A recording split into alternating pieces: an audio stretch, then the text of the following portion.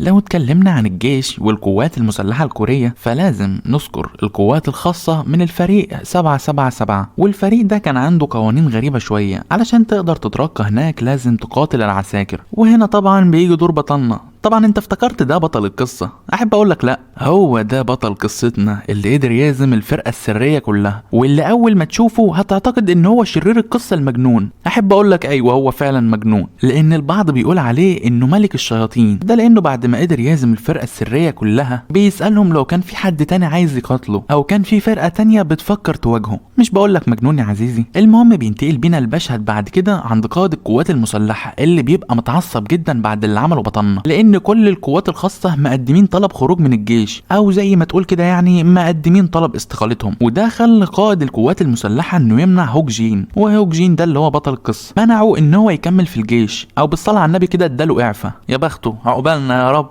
المهم اتعمل لهوك ملف سري جدا، لانه قدر يهزم القوات المسلحة كلها، وقدر يهزم الاقوى الاقوياء واذكى الاذكياء. بس المشكلة دلوقتي في واحد مجنون زي ده ازاي هيخرج للعالم يا ترى؟ كده ممكن يشكل خطر على البشر. هنعرف كمان شويه ايه اللي حصل له، لان بعد 3 سنين لما خد هوك الاعفاء من الجيش اشتغل في الشركه دي، وفي اثناء ما كان شغال بيرمي عليه مدير القسم بتاعه المناديل في وشه، وبيقول مدير القسم لهوك يركز في شغله ويبطل يكون سرحان، لان الشركه دي مش بتاعته، ده لو كان عايز يكمل شغل هنا يعني. وبيفضل مدير القسم على هذا الحال عمال بيرمي مناديل على هوك، وهو بيحاول يعصبه، بيتريق على هوك كمان وبيعرفه قد ايه هو بطيء في الشغل. فبيرد عليه هوك كده بكل احترام وبيعتذر منه. تحس بطلنا كده ربنا ده. وبعد كده بياخد باله ان مدير القسم كان بيرمي عليه مناديل، ومدير القسم بيقول لهوك بكل بجاحه ان دي المناديل اللي كان عمال بيعطس فيها. والبجاحه اللي اكتر من كده بيرمي مناديل على مكتب بطلنا، وبيعرفوا ان هو للاسف ما عندوش سله قمامه، وان اقرب سله قمامه بعيد عنه شويه، فعلشان كده بيطلب من هوك يروح يرمي المناديل دي. فهنا بيتعصب بطلنا جدا وبيقول ان الحقير ده محتاج يعلمه درس. ومن كتر ما بطلنا متعصب بيقوم ماسك التليفون بتاعه بسرعه، وبيقوم فاتح برنامج تواصل اجتماعي حاجه كده اسمها اي توب عند الكوريين زي الفيسبوك، وبينشر بوست وهو بيقول في نفسه انه لازم يكشف للعالم اللي بيعمله الشخص ده في الشركه. وبيكتب بوست طويل عريض كده بيقول فيه ان مدير القسم بتاعه بيتنمر عليه وبيرمي عليه المناديل. وبيكتب كمان بسرعه وهو متضايق ان مدير القسم بتاعه مش بس بيعامله كده، لا وكمان بيخليه يعمله شغله. وبيقول ان مدير القسم بتاعه ده محظوظ، لانهم لو كانوا في الجيش كان خلاه يعرف طعم الالم ويعيد تربيته وتاهيله من اول وجديد، لان الشخصيه الزباله اللي زي دي ما ينفعش تعيش في العالم ده والا هتبوظه. سبحانه سبحانه. المهم بيكمل كلامه وبيقول ان هو مش هيقدر يعمل لمدير القسم حاجه دلوقتي، ده بسبب ان هو كان راجل في الجيش ومدير القسم بتاعه شخص مدني، فلو عمل له حاجه مش بس هيخسر وظيفته، ده كمان هيدمر حياته ومصدر اكل عيشه. ومن كتر ما هو متعصب بيكون على وشك ينفجر، لان مدير القسم بيعامله كانه عبد او محسسه ان هو اللي بيدفع الراتب بتاعه. وبيقوم واخد وعد مع نفسه انه قبل ما يستقيل من المكان ده لازم ينتقم من مدير القسم ويخليه يعرف ان القوي في الاقوى منه. لكنه بيتمالك اعصابه وبياخد نفس عميق كده علشان ما يتجننش اكتر، وبيقول ان لازم يستحمل مدير القسم علشان يقدر يكمل حياته. بس بيجيله فكره تانية علشان يستريح من مدير القسم، والفكره ديت ان هو ممكن يخلص عليه بسن الالم. ولو حد سال هوك هو ايه اللي حصل لمدير القسم هيقول لهم ان هو قتل نفسه بسن الالم علشان حبيبته سابته. بس في وسط الافكار الشريره ديت بتجيله رساله على الموبايل بتقطع تفكيره المجنون. الرساله كان على البوست اللي نشره في شخص كتب له تعليق غريب هوك ما كانش فاهمه، وهو انه بيعرض على هوك يجرب مشروع الدميه الجديد. فجاه النضارات بتاعت هوك بتنور وبيحس هوك بصعقه كهربائيه. بعد كده بيستغرب من اللي حصل له، بس بيشوف قدامه حاجه غريبه. ظهر له رساله نظام من خلال النضاره بتقول له انه تم التسجيل، وبتقول له كمان انه هيكون المختبر صاحب النضاره بيه، وان الاختبار ده هيبدا من دلوقتي. اول ما هوك بيخلع النضاره بيقول له ان هو حاسس انه ممكن يكون اتجنن، لانه بدا يسمع اصوات غريبه في دماغه. بيلاقي فجاه النضاره راحت مطلعه سلك، والسلك ده بيتجه ناحيه راس هوك وبيلزق فيها. وبتقوم محذراه النضاره انه لو ما لبسهاش في خلال 30 سنه هتكهربه حتى الموت. وهنا بيتوتر هوك اكتر لما بيحاول يبعد النضاره عنه، كأنها بتكون دخلت جوه دماغه وممكن لو شدها جامد يموت. فبيقول هو مستغرب ان النضاره ديت الشركه هي اللي اعطتها له من فتره. وفجاه بيسمع صوت سوسو زميلته في الشغل اللي بتساله لو كان كويس، وهي برضه تبقى حبيبته.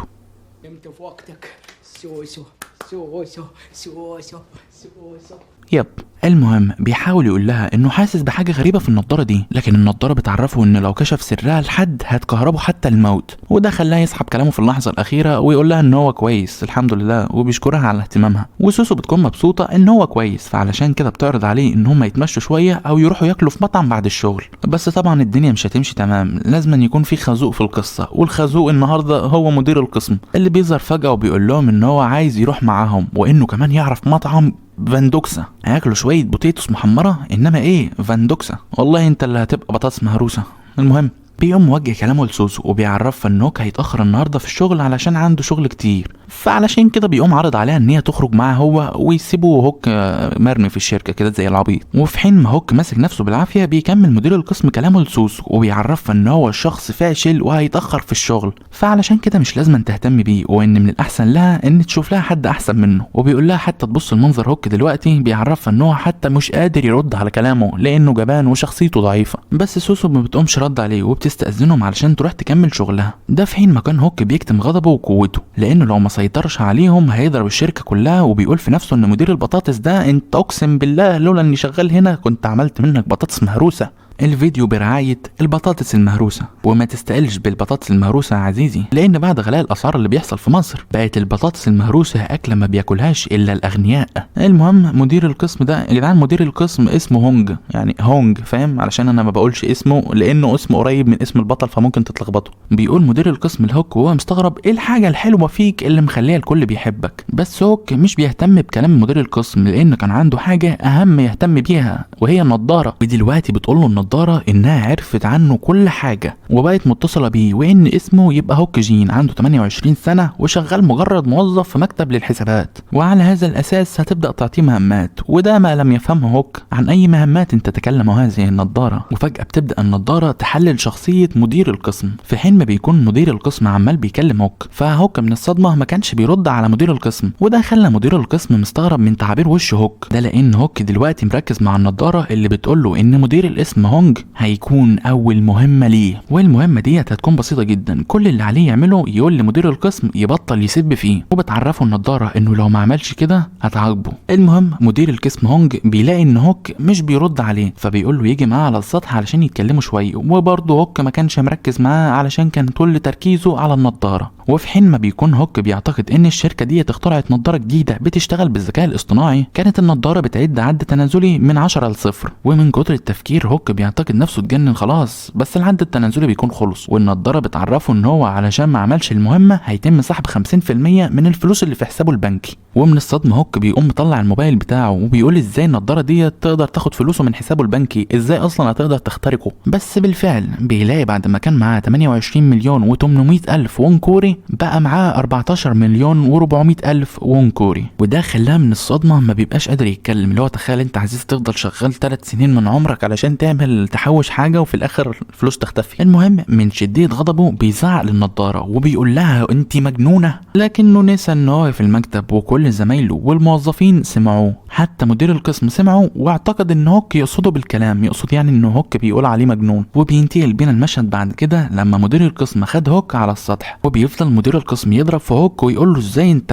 اتجننت ولا ايه، ازاي تقول كده عليا، في حين ما بيكون هوك عمال بيعتذر له على اللي عمله. بس مدير القسم بيكمل كلامه، هو بيشرب السيجاره بتاعته كده ما مفكر نفسه توماس شلبي بقى. بيقول لبطلنا ان هو بيكرهه لان الناس اللي زيه مفكرين نفسهم ابطال ويكونوا كمان من اكتر الناس اللي بيكرههم، وبيعرفوا ان هو مش علشان راح الجيم وطلع له شويه عضلات يفكر نفسه بيج جرامي. بس ده ما كانش السبب الرئيسي اللي كان مضايق مدير القسم من هوك. اللي كان مضايق مدير القسم ان هوك بيتجنبه زي ما يكون مقروف منه. ما هو بصراحه انت شخص يتقرف منك، انت بترمي المناديل عليه يا جدع. وبيسال هوك كده بشكل مباشر لو كان شايفه شخص مقرف، لان لو كان شايفه شخص مقرف فياريت يعرفه دلوقتي. وهنا بطلنا كان بيفكر في نفسه وبيقول انه لازم يستحمل الحسالة ده علشان يقدر يكمل حياته، فعلشان كده بيكبر دماغه وبيعتذر لمدير القسم، وبيقول في نفسه انه رغم انه زهق بس لازم يستحمل لانه عايز يعيش بشكل طبيعي. وهنا بتيجي سوسو بتقاطع تفكير هوك وبتقول لسوسو انت ليه كاتم كلام كتير جواك، وبتنصحه يطلع كل اللي جواه.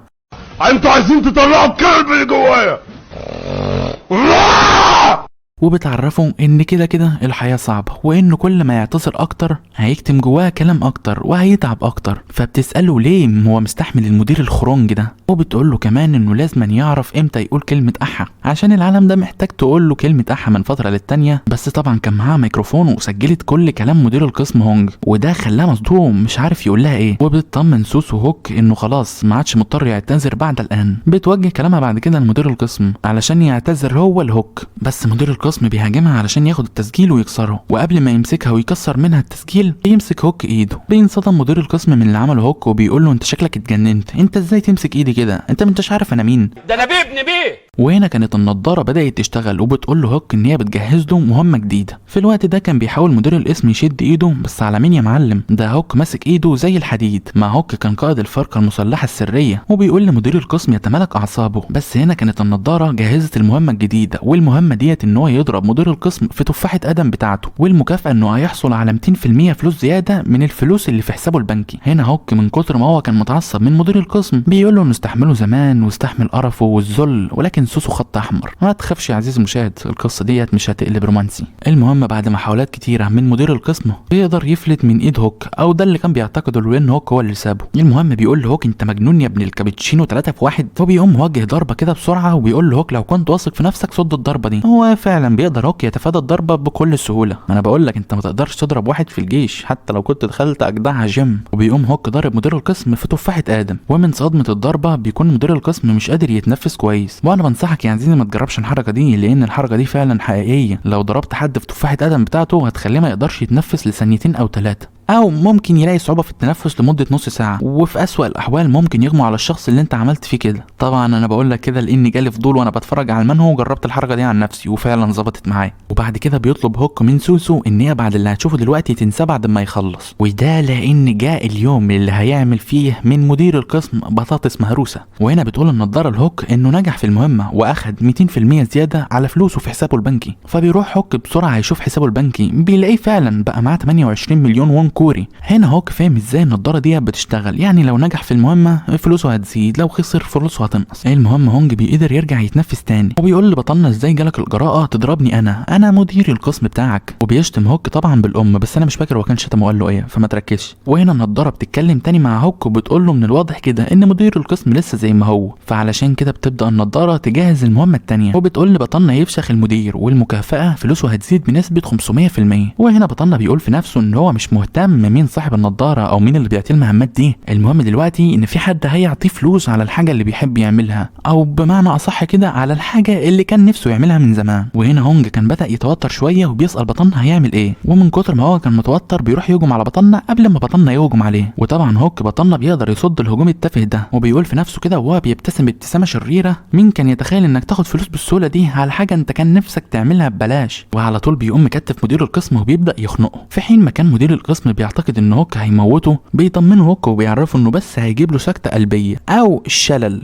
او في احسن الاحوال هيكسر عظمه حته حته. اجل هذه احسن الاحوال. ويا دوب بعد 5 ثواني ما بيكونش مدير القسم قدر يستحمل وبيغمى عليه، وبيجي رساله لهوك من النضاره انه نجح في المهمه. فعلى طول بيمسك موبايله كده وبيقول انه بجد فلوسه زادت، يعني خلاص من اليوم ما عادش مهتم انه يشتغل او يخاف انه ينطرد من الشغل، لانه بقى معاه 170 وون كوري، يعني تقريبا بقى معاه 130 الف دولار. ومن بعدها يا عزيزي وبطلنا بدا يعمل اي مهمات تجيله من النضاره، زي ان هو يكشف للموظفين ان مدير الشركه اصلع وكان لابس باروكه علشان محدش يعرف، ومكافاته ان هو حصل على 35% فلوس زياده، او انه يروح يسقي شجره المدير الغاليه مشروب غازي وهيحصل على 36% فلوس زياده. بعد ما بيعمل كل ده بيطلع على السطح يضحك ضحكه مجنونه وبيقول ان هو بقى غني وما عادش محتاج يشتغل في الشركه المعفنه دي. لكنه في اثناء ما كان عمال بيضحك زي لهبل كده بياخد باله من حاجه غريبه او كاميرا غريبه بتطير في السماء، والكاميرا دي بتقول له ان صاحب النضاره B99 نجح في الاختبار الاول وهينتقل للمستوى الثاني. الكاميرا دي بتديه شنطه صغيره، ولما بيفتحها بيلاقي فيها تذكره ذهبيه مكتوب عليها قرض، وفجاه بيظهر راس مرعبه من جوه الدرون. الدرون دي بتعرف بطلنا انه لازم يجمع مليار في خلال المده الزمنيه اللي النضاره هتقول له عليها، وبتعرفه كمان ان في ناس تانيين غيره مشاركين في اللعبه دي، واللي مش هيقدر يجمع مليار دولار مش هينتقل للمستوى الثاني،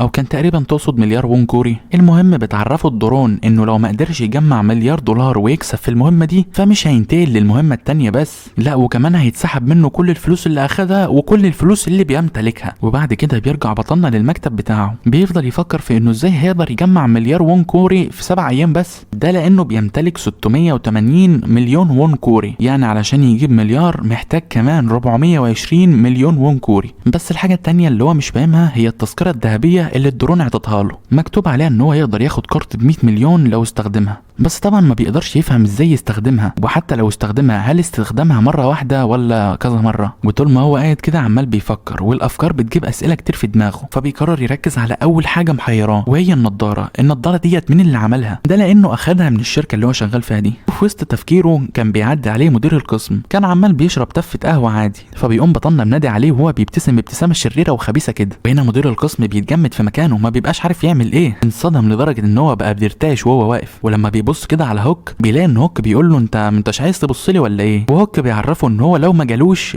هوك هو اللي هيروح له. وهنا مدير القسم بيقول في نفسه ان هو ممكن يعمل نفسه ما سمعوش، بس تقريبا فات الاوان علشان يعمل كده. وبيعرفنا ان هو بقاله فتره عمال بيتجنب هوك علشان ما يضربوش مره تانية. وفجاه في اثناء تفكيره ده بيظهر هوك جنبه بيقول له ان هو عايز يساله سؤال. فمن الرعب بيبدا مدير القسم يصوت وبيطلب النجده، وعلشان ما يلفتش الانتباه اكتر من كده بيقوم هوك حاطط ايده على بقه. وهوك بيقول له بشكل مرعب ان هو عنده سؤال واحد بس، لو جاوب عليه بهدوء مش هيضربه. وبيساله عن النضاره اللي الشركه ادتها له، هل الشركه هي اللي عملت النضاره دي؟ فبيهز له مدير القسم دماغه يمين وشمال على اساس يعني ان هو لا ما يعرفش حاجه. فبيقول له هوك انت ما بتردش عليا ليه؟ انت شكلك بتكذب، لا انا مضطر اضربك بقى تاني. فبيقوم مدير القسم قايل له ان هو ما يعرفش اي حاجه واول مره يشوف النضاره دي اصلا، وكان بيحسب ان هي نضارته. فبيقوم هوك ساله سؤال تاني لو كان شاف حد في الشركه ديت معاه نضاره شبه النضاره بتاعته. فبيعرفه برضه مدير القسم ان عمره ما شاف حد بيمتلك نضاره زي النضاره دي. بس فجاه وهم عمالين بيتكلموا بيظهر رساله من النضاره لهوك، فبيبتسم هوك كده ابتسامه خبيثه وبيقول لمدير القسم انه لازم يمشي بدري النهارده. ده لان النضاره بعتت له رساله بتقول له فيها ان في لعبه هتبدا كمان نص ساعه، ولو قدر يكسب في اللعبه ديت هياخد 300 مليون وون كوري. بيلبس كده الهدوم بتاعته وبيقول لمدير القسم انه لازم يمشي بدري النهارده. وبيعرف مدير القسم ان بما انه هيغادر فيهتم هو بقى بشغله. بس مدير القسم بيقول له ان هو كمان عنده حاجات مهمه لازم يعملها النهارده بالليل. فبيقول له هوك انت لو ما عملتش اللي بطلبه منك هاجي اضربك مره تانية. وساب مدير القسم وهو عمال بيعيط وبيقول في افكاره ان هوك بقى شيطان. وبننتقل بعد كده لمنطقه بناء قريبه من الشركه اللي بيشتغل فيها هوك. بيقول هوك ان المكان ده غريب علشان يكون فيه مهمه، بس النضاره بتعرفه ان هو ده المكان اللي هتحصل فيه المهمه. وفجاه النضاره بتقول له ان المهمه ديت المره دي هيكون فيها مشاركين تانيين غيره، وبتقوم معرفاه ان المهمه ديت هيكون اسمها لعبه الشنطه. الشخص اللي هيقدر يحتفظ بالشنطه حتى النهايه هو اللي هيكسب في المهمه دي. وفجاه كل المكان بينور من حوالين هوك وبيظهر الشنطه قدامه. فبيروح كده هو بيستغرب وبيقول يعني اكيد ان الشنطه ديت ما فيهاش 300 مليون وون كوري. بس جات له الصدمه لما فتحها ولقى فعلا انها مليانه فلوس. وبتعرفه النضاره ان في قانون مهم في التحدي ده، هو ان لو حد من المشاركين سرق منك الشنطه دي هتخسر المبلغ اللي موجود في الشنطه من حسابك البنكي. بيبتسم هوك كده وكله شر وبيقول ان الموضوع هيكون سهل جدا، كل اللي عليه يعمله انه يحتفظ بالشنطه ديت لمده 10 دقائق وهيقدر يكسب 300 مليون وون كوري. بس فجاه بيظهر المشاركين اللي النضاره قالت عليهم وبيقولوا لهوك انه ما يمسكش الشنطه دي كتير ويعطيها لهم. بيعرفوا ابو شعر اسود ده انه لو ما سلموش الشنطه حالا هيموت، في حين ما بيقول له ابو شعر اصفر ان دي شكلها اول مره ليك في اللعبه. وابو طربوش بيقول له ان هم مش عايزين ياخدوا عقوبه علشان قتلوا واحد من المشاركين، فبينصحوا انه بكل هدوء كده يسلمهم الشنطه وهم هيمشوا. فبيقول لهم هوك انتوا بقى المشاركين اللي النضاره عماله بتتكلم عليكم، وبيعرفهم ان هو ما عندوش نيه انه يديلهم الشنطه، وانهم لو كانوا عايزين الشنطه فيحاولوا يسرقوها منه. بيبداوا يضحكوا عليه وبيعتقدوا ان هو عبيط، وبيقولوا له انت شكلك ما انت شايف الموقف اللي انت فيه، احنا 3 قصاد 1. بس هوك بيعرفهم ان هو فاهم الموقف كويس وكل اللي عليه يعمله انه يخلص عليهم. وهنا بيبداوا يتريقوا عليه وبيقولوا له انت شكلك من كتر ما طمعان في الفلوس اتجننت. وبيسالوا هوك لو كان يعرف هم مين، فبيقول لهم هوك مش مهم انتوا مين، المهم تعرفوا انا مين. يتعصب منه ابو شعر اسود وبيروح يهجم عليه بالمضرب وبيقول له انت شكلك شخص مغرور جدا. بس هوك بيصد الضربه بكل سهوله باستخدام الشنطه. فاثناء ما كان ابو شعر اسود مصدوم بيوجه له هوك ضربه بكف ايده وبيقول له شوف انت بقى الضربه بتاعتي هتصدها ازاي. ومن قوه الضربه ديت بيلزقوا في عواميد البناء. فبينصدم صحابه من المنظر اللي هم شايفينه ده وبيبداوا يخافوا شويه من هوك. وهوك بيعرفهم ان لو كان بقيه المشاركين بنفس القوه الضعيفه دي فكده هيكون اغنى اغنياء العالم بكل سهوله. بس الاتنين التانيين بيبصوا لبعض وفي الاخر بيروح كل واحد فيهم في اتجاه مختلف. بياخد باله هوك ان هم شكلهم كده فريق كويس وبيخططوا علشان يهجموا عليه مره واحده. قبل ما بيوصل له ابو طربوش بيقوم هوك ضرب الارض برجله ورامي عليه شويه تراب. فبيتشتت ابو طربوش وما بيبقاش عارف يشوف حاجه بسبب ان التراب دخل في عينه. وبالنسبه لابو شعر اصفر فبيروح يهجم على هوك باستخدام السكينه اللي معاه. بس هوك بيقدر يصد كل الضربات ديت باستخدام الشنطه هو كمان. وبيتريق على ابو شعر اصفر وبيقول له انت شكلك اول مره تمسك سكينه ولا ايه. فبيتعصب منه بيحزنوا اكتر بشعر اصفر وبيوجه ضربه لبطن هوك. بيقول له هوك ان هم ما كانوش عايزين يقتلوه، لو كان ساب الشنطه من البدايه كان سابوه على قيد الحياه. بس هوك بيظهر قدامه فجاه وبيعرفه ان هو ما ماتش وانه صد الضربه باستخدام الشنطه. باستخدام الشنطه كمان بيقوم كسر السكينه اللي كانت مع ابو شعر اصفر. الشنطه دي شكلها مصنوعه من الفولاذ ولا ايه؟ وهنا من صدمه ابو شعر اصفر بيسال هوك هو مين ولا كان شغال ايه قبل كده، بس هوك ما بيدلوش فرصه وبيقوم نازل بالشنطه عليه في نص دماغه. بيغمى على ابو شعر اصفر وبيسيب هوك يقول له اذا كنت عايز تعرف انا مين فاحب اقول لك ان انا بكل فخر قائد الفرقه السريه 709. غريبه هي مش كانت 777؟ وبعد كده بياخد باله هوك ان لسه في واحد منهم ما اتضربش، فبيقول له هوك انه عايز يعرف منه حاجه مهمه لو ما كانش هيهجم عليه، والحاجه ديت هو اذا كان ابو طربوش يعرف مين صاحب المهمات دي. فبيقول له ابو طربوش ان هو ما يعرفش اي حاجه، وان زيه زي اي مشارك في اللعبه دي حصل على السوار ده وبدا يجيله مهمات. فبيستغرب هوك وبيقول اشمعنى هو معاه سوار وانا معايا نضاره، وبيبدا يفكر مع نفسه وبيقول ان دي بيجي منها مهمات ودي بيجي منها مهمات، اشمعنى انا معايا نضاره وهو معاه سوار. فهنا طبعا ابو طربوش بيبتسم ابتسامه خبيثه من ورا هوك وبيقول ان هو هيخلص عليه. فبيظهر هوك قدامه فجاه وبيقول له انت شكلك كنت عايز تطعني ولا ايه؟ بس ابو طربوش بيحول له وبينكر ان هو كان بيفكر اصلا يهجم عليه. فبيعرفه هوك مش مهم لانه لو ما كانش هجم عليه هو كده كده كان هيهجم عليه. هو بيغمى على ابو طربوش زيه زي بقيه صحابه. وفجاه هوك بياخد باله ان واحد من الثلاثه ده صحى، والواحد ده يبقى ابو شعر اصفر، لان الصور اللي على ايده بيقول له انه طالما خسر هيخسر 300 مليون من اللي كانوا معاه، وبما انه خسر 300 مليون من اللي كانوا معاه يبقى هو كده خلاص افلس. وبيبدا يقول لها ان دي قوانين غبيه وانه حتى ما مسكش الشنطه منه. بيكمل الصور كلامه وبيعرفه ان هو علشان خسر هيتمسك هو والاثنين اللي كانوا معاه. وهنا هوك ما كانش فاهم اللي عمال بيحصل هنا وكان مستغرب ومصدوم، ده لان فجاه ابو شعر اصفر بدا يتحول للون البنفسجي وبيطلب من بطلنا ان هو ينقذه. في النهايه بيغمى على ابو شعر اصفر، وهنا بيستنتج هوك ان من الواضح كده ان ده سم، وبيكتشف كمان ان السم ده شكله كان جوه السوار، فبيعتقد ان ممكن كمان يكون في النضاره بتاعته واحده من السم ده. وفجاه هوك واقف بيظهر من وراه 2 مقنعين بيعرفوا هوك انه ما عادش ينفع يخرج من اللعبه ديت وهم شايلين صحاب ابو شعر اصفر. بيقولوا لهوك انه قدامه حاجه من 2، يا يكون غني جدا ويكسب كل المشاركين او هيخسر، ولو خسر هيخسر كل حاجه. وهنا بس اكتشف هوك ان شكله دخل لعبه مع منظمه خطيره، وبيبداوا المقنعين دول يحطوا ابو شعر اصفر واصحابه في شنط. وهوك لما بيبص في السماء بياخد باله ان في درون بتراقبه. بيكتشف هوك كمان ان المنظمه ديت بتلعب بيهم زي ما يكونوا بيتسلوا، وبيقول في نفسه ان هو استغرب في البدايه من المتخلف اللي هيدي لحد كل الفلوس ديت علشان يعمل التفاهات دي. في النهايه اكتشف ان المهمات هتبقى صعبه من اليوم ورايح. بيظهر فجاه 48 شخص من المشاركين قدامه، لكنه بيبتسم ابتسامه شريره وبيقول ان الموضوع هيكون مسلي من اليوم ورايح، وبكده هتكون بدات اللعبه بجد.